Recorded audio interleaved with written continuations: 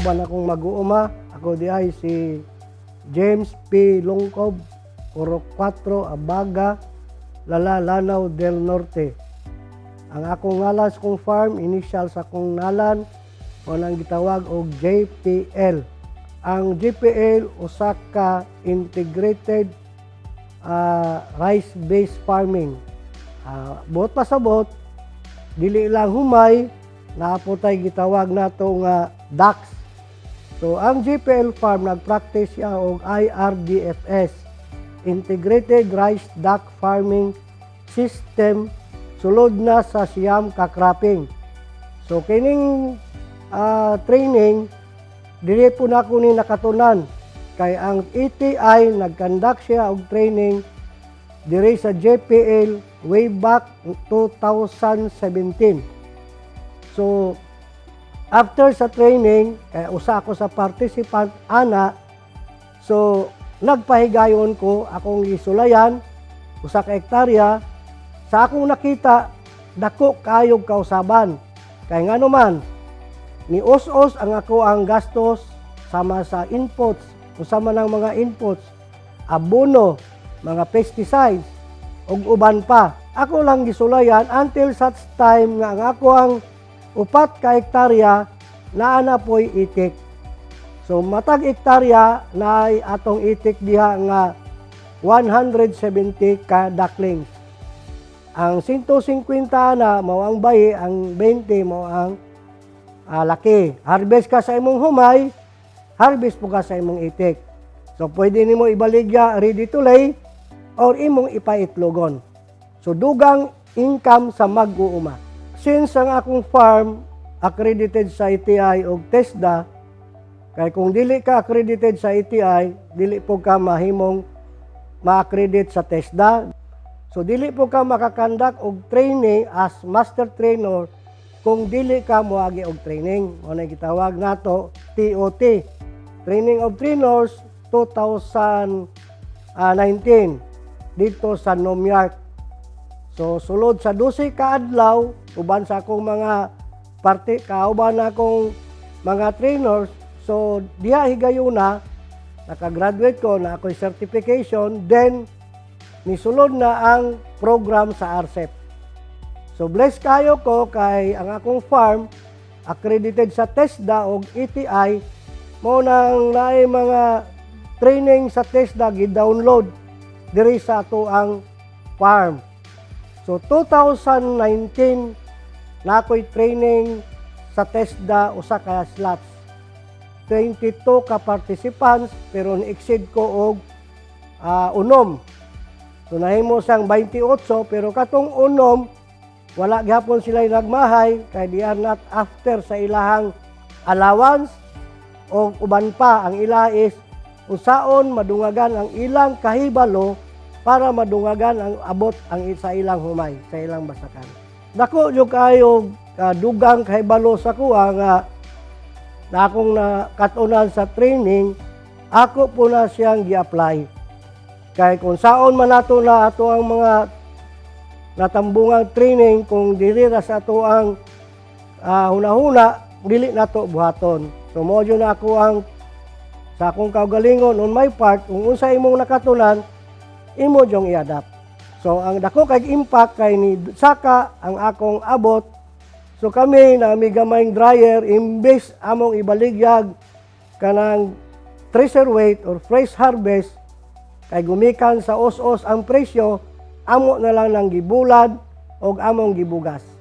Ang dako jud kay kalainan, ang kaning sa RCEP program nga diin akong natambungan, kung sundon lang sa mag-uuma ang gitudlo namo sa ilaha nga diin kanang sa di pa magpili sa mayong binhi, kinahanglan ag mag-uuma naa na say kapital nga maski 30% lang sa initial nga kapital kay dili mautang ang rotibate, ang mga tanom, ibot ug uban pa kanang pagland preparation.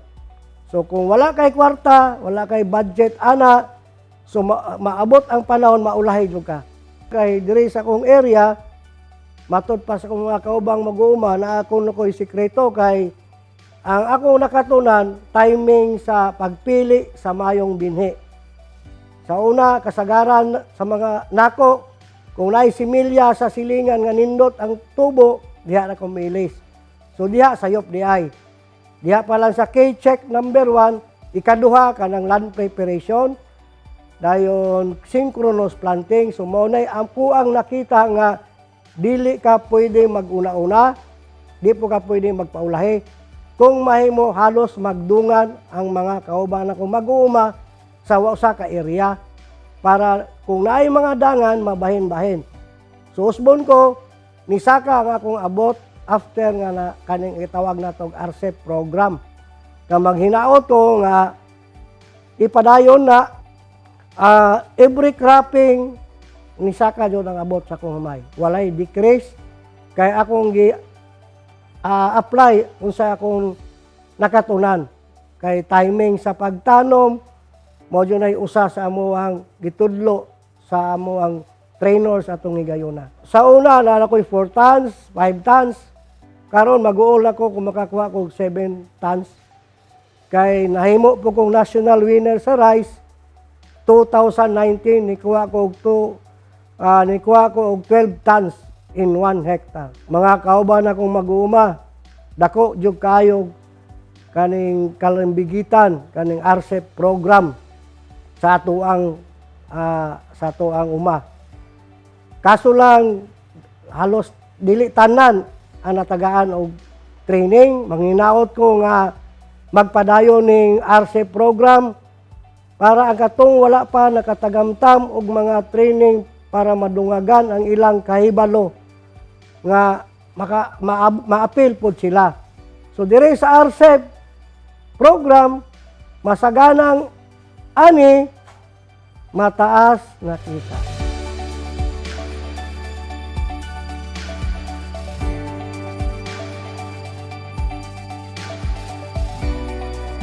Ako si Mr. Robert Edward Suico, nagpuyo sa Lanipaw, Lanao del Norte. Usa ako ka mag-uuma, gumikan kay ako usa ka participant sa gitawag nato og FFS, kung Farmers Feed School. Pero ang ako lang pod nga traditional aning FFS, ma'am, dakog pasalamat ngano to recall or to remind sa mga mag-uuma nga ilabi na karon panahon na nga tagaan na tog value ang farming. Plus sa ilang gitudlo sa FFS, mudah ko ang atong abot. Which is mao may gusto sa ato ang gitawag na tog sufficient para sa mag-uuma.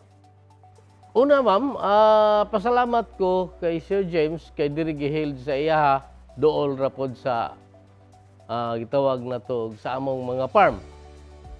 Ikaduha, dili lang kay Sir James ko magpasalamat, kundi sa ETI.